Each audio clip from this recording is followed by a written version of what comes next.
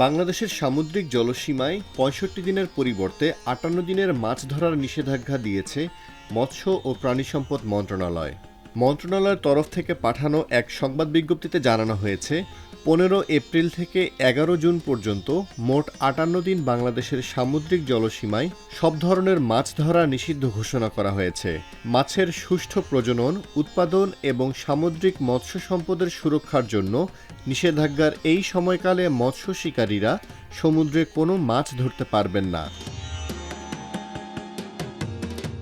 আগে এই নিষেধাজ্ঞা ছিল ৬৫ দিন, তবে এবার তা কমিয়ে ৫৮ দিন করা হয়েছে। এই সিদ্ধান্তের মাধ্যমে সমুদ্রের মাছের প্রজনন বৃদ্ধি পাবে এবং টেকসই আহরণ নিশ্চিত হবে।